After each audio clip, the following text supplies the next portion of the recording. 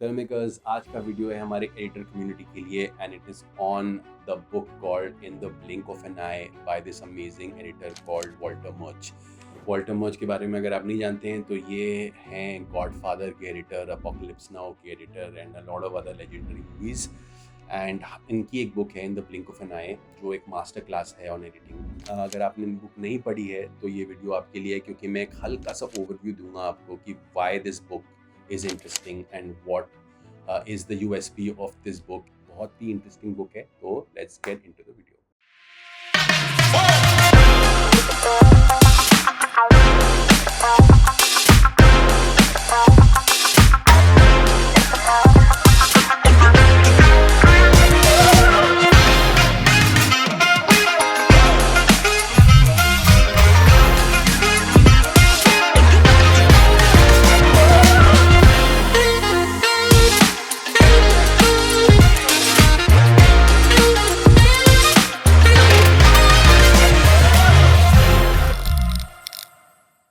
तो सबसे पहले वॉल्टर बात करते हैं about the role of an editor, right. एक एडिटर ना सिर्फ एक टेक्नीशियन नहीं होता है, एक आर्टिस्ट भी होता है। इंडिया में ना बहुत टाइम से ये चीज़ चले आ रही है where the editor is not given the respect that the editor needs, और उसके वजह से जो लोग एडिटिंग सीखते भी हैं ना, अपने आप को इतना वाइटल और इतना इम्पोर्टेंट नहीं समझते हैं, क्योंकि ना कॉम्पनसेशन में उनको वो दर्जा दिया जाता है, ना पब्लिसिटी में, ना एक प्रोडक्शन के ओवरऑल स्ट्रक्चर में। Just because they come last in the final stage of the production, बहुत कम ऐसे प्रोड्यूसर्स हैं जो अपने एडिटर्स को वैल्यू करते हैं। So coming back to the first point कि एक एडिटर जो है ना सिर्फ टेक्नीशियन नहीं, एक आर्टिस्ट भी होता है।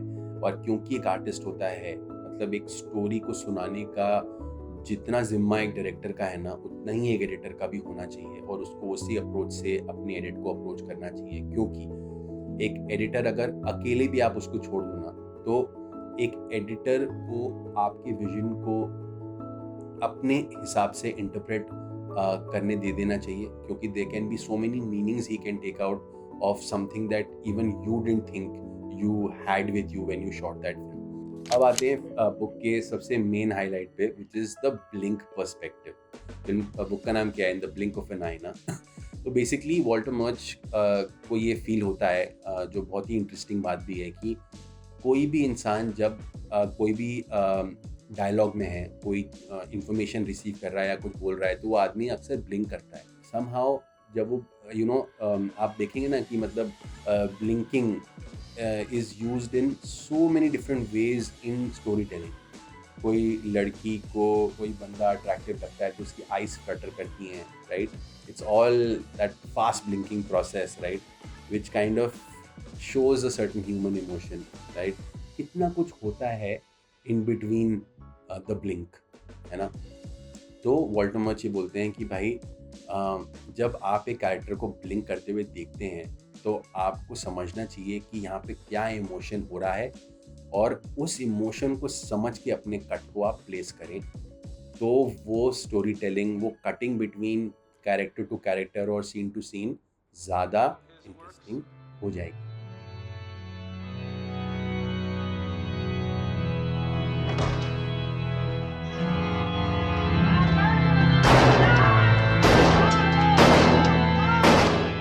I do renounce them.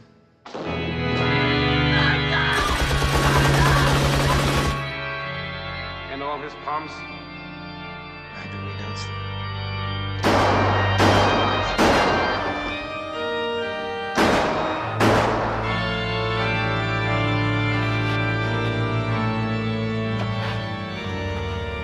फिर बात करते हैं about the rule of 6। Now 6 ऐसे क्राइटेरिया हैं अकॉर्डिंग टू वॉल्टर दैट हर कट को मैच करना चाहिए।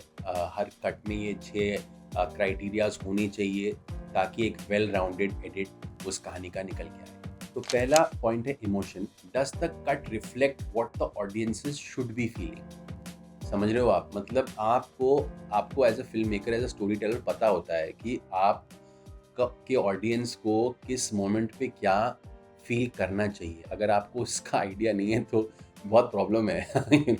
आप एक स्टोरी सुनाने जा रहे हैं, कोई भी कॉमेडियन होता है, कोई भी स्टोरी टेलर होता है, आई एम नॉट सेइंग उसको 100% पता होता है, बट एक बहुत स्ट्रॉन्ग आइडिया होता है कि भाई ये मैं यहाँ पे चीज़ बोल रहा हूँ, यहाँ पे ऑडियंस हंसेगी, यहाँ पे ऑडियंस को बुरा लगेगा, यहाँ पे ऑडियंसेस को मोमेंट होगा, कुछ ना कुछ तो होगा with the way that I am doing. Otherwise अगर मेरे को वो एक जनरल आइडिया नहीं होगा ना, तो देन मतलब I should not be into story telling in the first place, right? It's very very important कि you have that idea, and that idea must be strong. The stronger it is, the better you'll be able to communicate with your audience.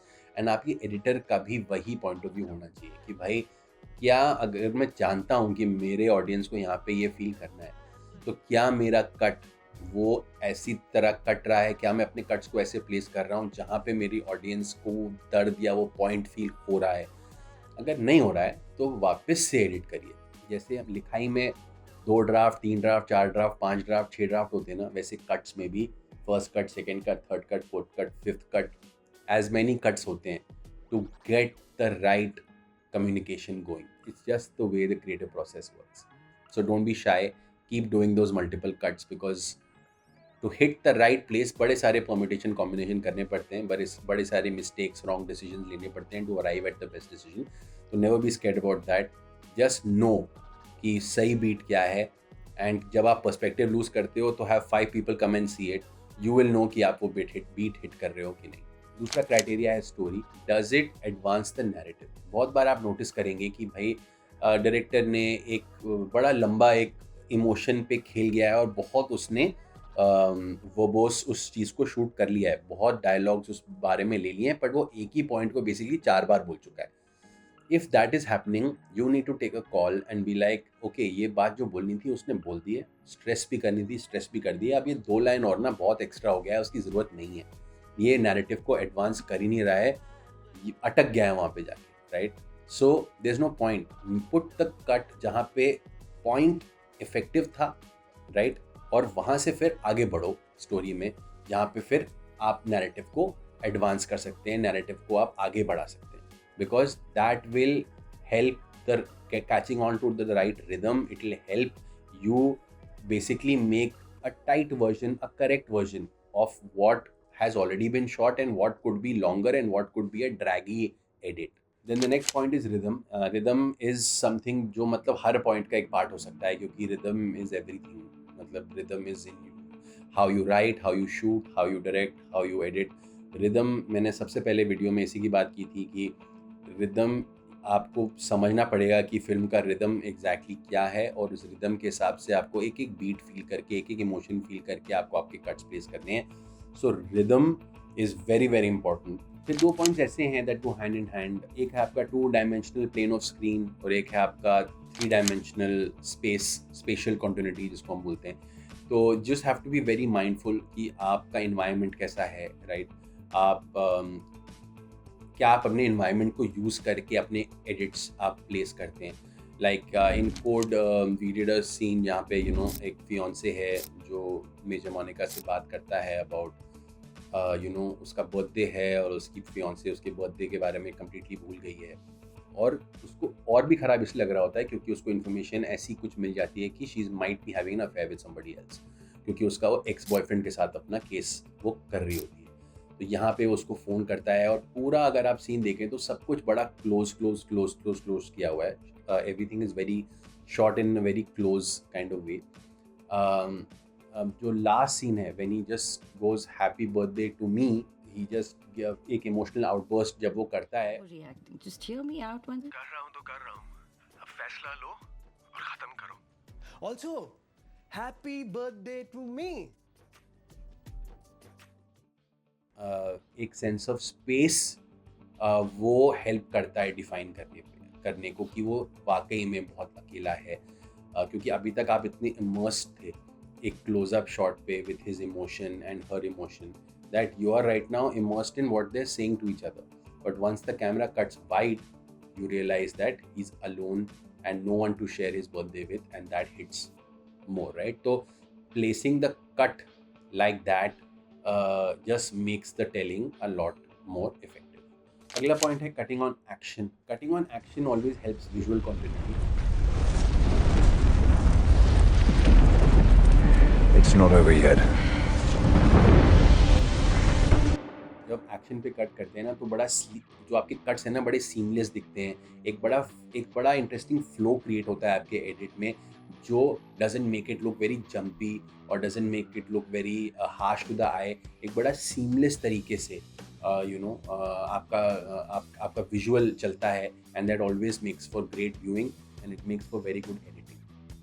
And then comes the next point which is editor as the interpreter. ये point मैंने video के शुरुआत में भी बात की थी इसके बारे में कि आपका जो एडिटर है ना, क्योंकि वो स्टोरी को सारे एलिमेंट स्टोरी को फाइनली लेके अपना कट बनाएगा, अपनी फाइनली उस स्टोरी को शेप में लाएगा। There is no better person to interpret your story than your editor. और अगर आपका एडिटर, अगर आप एज एन एडिटर अगर थोड़े इमोशनली इंक्लाइंड हैं, अगर आप मीनिंग अच्छी तरह ढूंढ सकते हैं, तो आप अमेज्ड हो जाएंगे आप एक नॉर्मल स्टोरी को कौन से लेवल पे ले जा सकते हैं if you can interpret the directors vision in your own very interesting way. जैसे मैं आपको एक एग्जांपल देता हूँ कि मान लो कोई एक ऐसा सीन है जहाँ कैरेक्टर रिफ्लेक्ट कर रहा है किसी बात पे, हाँ, और वो बात कर रहा है, और इट जस्ट सो हैपन्स कि एक मिरर उस रूम में है जहाँ पे उसका रिफ्लेक्शन कैप्चर हो रहा है, और 2 कैमरा से वो शूट हो रहा है। एक में क्लोजली भी वो मिरर कहीं दिख रहा है पीछे जहाँ पे उसकी रिफ्लेक्शन दिख रही है, या एक विंडो पेन है जहाँ पे उसकी रिफ्लेक्शन नॉर्मली दिख रही है। रूम में एक विंडो है, विंडो पे रिफ्लेक्शन दिख रही है बस, राइट। बट 2-3 और एंगल से कैप्चर्ड हैं जहाँ पे कोई रिफ्लेक्शन नहीं है, सिर्फ वो बंदा है और वो किसी चीज़ के बारे में सोच रहा है, या किसी से बात कर रहा है, व्हाटएवर, राइट। अब जस्ट इमेजिन यहाँ पे अगर एडिटर थोड़ा सेंसिटिव है और उसको लगता है नहीं यार, ये जो एक रैंडम एक प्रोफाइल शॉट लिया है जिसमें एक विंडो पेन है जिसमें उसका रिफ्लेक्शन दिख रहा है, ये इस सीन के साथ कितना जा रहा है, क्योंकि वो एक रिफ्लेक्टिव मूड में है, और सबकॉन्शियसली एक ऐसी स्टोरी टेलिंग दे रहा है ये कि मतलब एक कैरेक्टर 2 बार दिख रहा है स्क्रीन में, and he is trying to understand कि what went wrong in his life और व्हाटएवर। तो वो उस ही एंगल से लेके उस पर्टिकुलर सीन को अपने कट में बना के डाल देगा, and the director might not even have thought of it like that. तो यू सी एक एडिटर कैसे ऐसे छोटे छोटे नुआंसेस पे पिक ऑन करके उसी स्टोरी को और भी वैल्यूबल तरीके से बता सकता है, अगर वो ये पैटर्न्स, रिदम, नुआंसेस, ये सारी चीज़ें अगर वो समझता है, तो the final product can go to another level. So yeah, these are a lot of things that Walter Murch talks about in this book. तो अगर आपको ये इंटरेस्टिंग लगा तो please get yourself a copy. आपको वीडियो अच्छा लगा तो please give it a like, please give our channel a subscribe, and I can't wait to see you then.